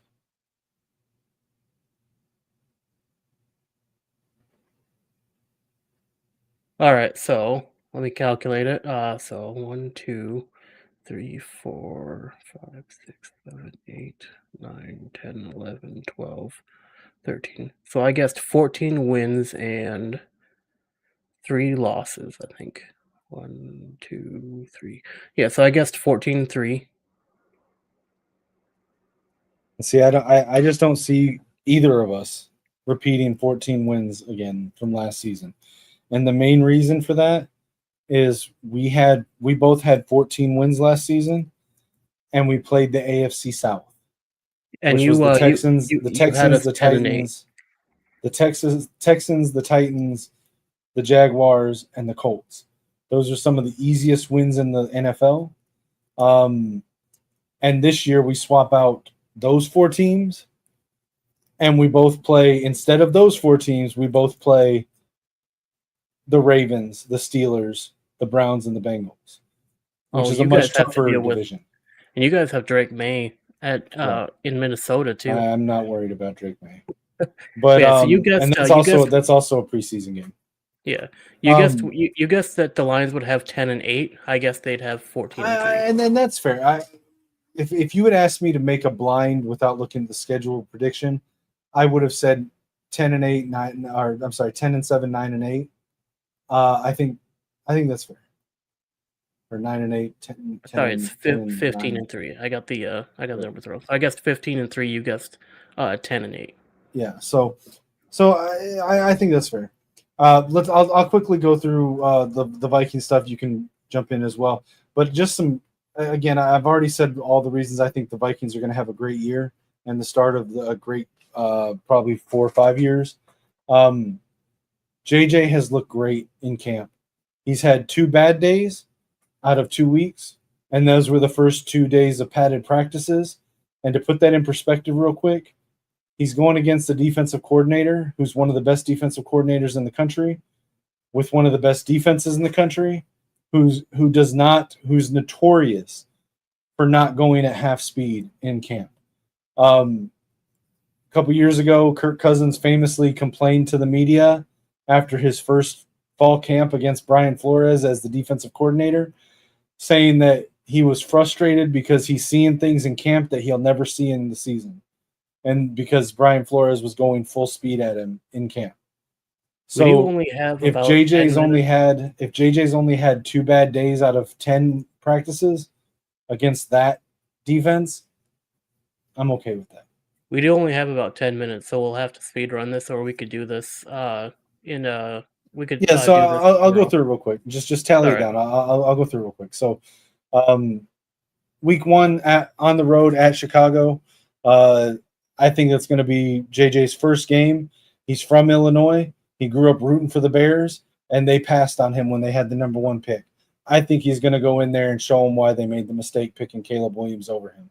I like Ben Johnson. I don't like Caleb Williams. I don't think they're a good match. I think that week 1, there's going to be a lot of miscues between the two, and I think that we're going to get the win. Week 2, we open it's our home opener against the Falcons, which is where Kirk Cousins left to take a $400 million contract or whatever it was. Yeah. I think we beat them last year with Kirk Cousins. We're going to beat them this year at our home with Michael Penix. JJ's already beaten Penix in the national championship game. He's going to beat him again. I think you guys might lose to the Bears week 1. Not trying to be vindictive, but just because I don't think there's any way that I don't think there's more than 3 teams in the league that loses to the Bears week 1. Well, the reason why I say that is because they have Ben Johnson now, who beat you guys last season. Beat us with the Lions roster. I mean, he's not going to beat us. He's not going to beat us with Caleb Williams, who doesn't know how to run his offense. Who's like the worst possible fit among starting quarterbacks for Ben Johnson's offense. That's true. You guys lose this one though. Bengals. It's at home where yours is on the road. Yeah, but I mean, I gotta give the edge to Joe Burrow. I'm gonna say we beat the Bengals, and I think it's gonna be a very close game, and here's why. The Bengals have a notoriously soft offensive line. Hold on. Brian Flores is notorious for blitzing and for eating up soft offensive lines. He has a much improved pass rush this year with Javon Hargrave, Jonathan Allen, Andrew Van Ginkel, Jonathan Gennard, Dallas Turner. Of course, you also have the blitzing capabilities of safeties Harrison Smith and Josh Metellus. I think he's going to carve up their offensive line. They're not going to have Trey Hendrickson to really do the same on the opposite side of the field. And with it being in Minneapolis, again, like I said in multiple games for the Lions, if this game were in Cincinnati, I would probably pick this for a loss for us. But because this is in Minnesota, I'm going to go with a win here. I think Joe Burrow, Jamar Chase, I think that duo is going to be a problem for you guys. Oh, I think they're absolutely a problem. I just think that you look at the games that the Bengals lost last year that they shouldn't have, and it was because of a bad offensive line. They lost week 1 at home to New England because of a bad offensive line. Yeah. So and you guys shouldn't have an issue with the Steelers. No. So something the defense might give you guys some issues, but I do think you guys still win. Something to note about the Steelers and the Browns games. It says these are road games, and they are, but they're also not home games for those teams. The Steelers game is in Scotland. Yeah, in Croke Park. And both teams are traveling over there on a short week. The Vikings have traveled overseas more than the Steelers and are one of the more – it's the Vikings and the Jaguars are the most popular teams in Europe. And the reason for that is Minnesota has been over there more than any other team, and they're Vikings. Like, if you were going to guess a team that Europeans would be fans of based on nothing else, would it not be the Vikings? Should be the But Lions why? because they're Literally, Lions. literally, the Vikings are European history. So are Okay? Lions. No, they're not. There's no lions in Europe except in zoos. There's lion symmetry There all are- over Europe. Do you know how many people in Europe, in England and Scotland have Viking blood and ancestry? Well, I know, but you know They how have many no coat of lions. arms include a lion? So many. But there's no lions. And there yet are they're on Vikings. and yet they're on a majority of coat of arms. There's always a lion present. Anyways, the reason that the Jaguars are the other popular team is because Shad Khan owns the Jaguars. He also owns Manchester United. So there's that. But my point is that while this is an away game for both teams, it's probably going to be closer to a home game, a home away from home game for the Vikings. And then I think it's an even easier one. First of all, I don't think we're losing to Cleveland no matter where we play them this year. Yeah, no. But you can play them in Antarctica and still beat them. This game is in London. The Vikings, who traveled to Scotland the week before, are just going to stay in Europe and travel the 2.5 hours from Scotland to London and then stay there for a week. Whereas the Browns are going to be coming into the game the next week jet lagged from a 10-hour flight. I don't think we're losing to either one of these teams overseas. And this is one reason why I'm so high on our schedule this year, because 2 of our away games are basically home away from home games. Right. So week 6 is about. I think you guys lose that week. Yeah, right. I do think we lose. I do think we lose week 7. I don't think. I think the Philadelphia Eagles are just too good. I do think we lose to the Eagles. I am also going to say that I think that we lose week 8 on the road at Los Angeles. Jim Harbaugh is an amazing coach. He's at home, and he knows J.J. McCarthy better than anyone maybe that's not named Kevin O'Connell at this point. He was his head coach for 3 years at Michigan. He looks at J.J. as a son. He's going to know the tendencies of J.J. better than anybody. I mean, they're probably already game planning for week 8 right now. Absolutely. Jesse Minter is the Chargers defensive coordinator. Jesse Minter is the defensive coordinator that faced off against J.J. McCarthy for 3 years in practice every week. He also knows J.J.'s tendencies, and he's one of the better defensive coordinators in the league as well. With this being in Los Angeles, I think it's a win for the Chargers. I've already said I think we win at week 9 in Detroit. Yep. Week 10, Baltimore, I think we lose. I do think we lose that one. I do think it's going to be closer than people think. It's week 10. It's going to be in Minnesota, but I do think we lose to Baltimore. I don't think we're losing to Chicago or Green Bay at all next year. Or this year, sorry. Seattle, we're in Seattle. Sam Darnold's revenge game. I don't think well, Milroe's there, but unless Darnold's gotten benched by week 13, Milroe's not going to play in the game. But that said, I don't think Darnold gets revenge. I think the reason Darnold had a good year last year was Kevin O'Connell.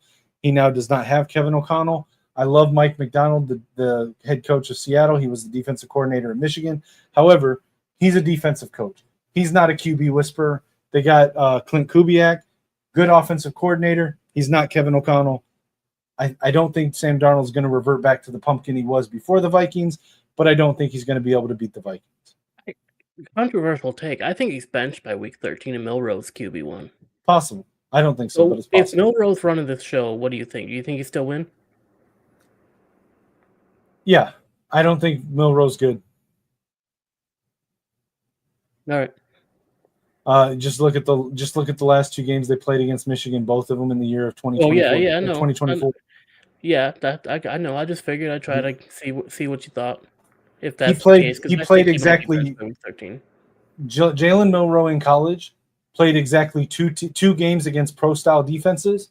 Both of them were against Michigan, and he looked like complete shit in both of them. Yeah. I don't think he's going to be a good pro. Washington Commanders, I was worried about that game. If they end up having to trade Terry McLaurin, I am no longer worried about that game. At Dallas, again, I was worried about. So when I went on Purple Daily for the Vikings vent line, I actually said these 2 games worried me. But since then, we've had trade requests from Terry McLaurin and Micah Parsons. I'm no longer worried about these games if they trade those games. I mean, if we beat the Cowboys, y'all beat the Cowboys. Yeah, I think we beat the Giants. Yeah, that's not. I am gonna change something though. I do think we probably split with you guys. So I do think maybe we probably actually lose in Detroit, but we win here in Minnesota against Detroit. All right. And then I think we beat the Packers. I don't think the Packers are bad. I also just don't think they're very good. They've got Jordan Love, who I think is an overrated quarterback. I don't think he's a bad quarterback. Again, I just don't think he's very good. And they've got 17 wide receiver 2s and 3s and no wide receiver 1s, and they're hoping that their first round pick Matthew Golden is going to be wide receiver 1, and he might be, but it's his rookie year. They just moved Bo Melton, who I really like, from wide receiver to defensive back to cornerback, because they also don't have cornerbacks because they lost Jair Alexander. I don't think we're losing to the Packers. Sorry. So the final tally, I have you guys going 12-5, and then you have you guys going 13-4, which that's pretty fair split.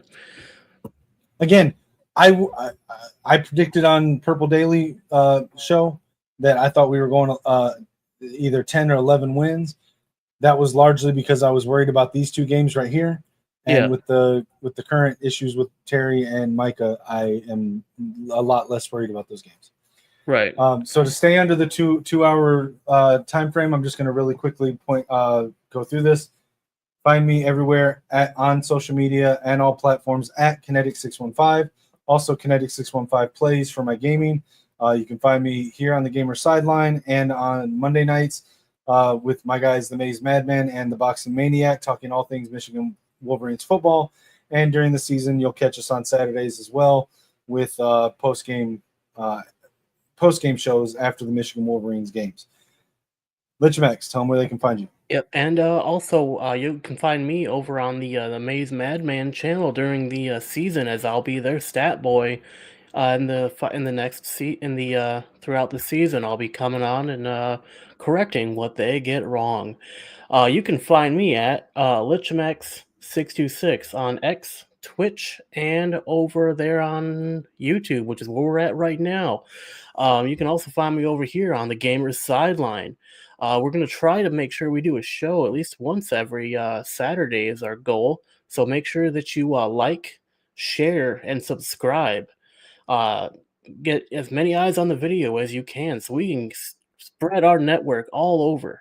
We want as many people in here as possible. We talk gaming, we talk sports, and everything in between.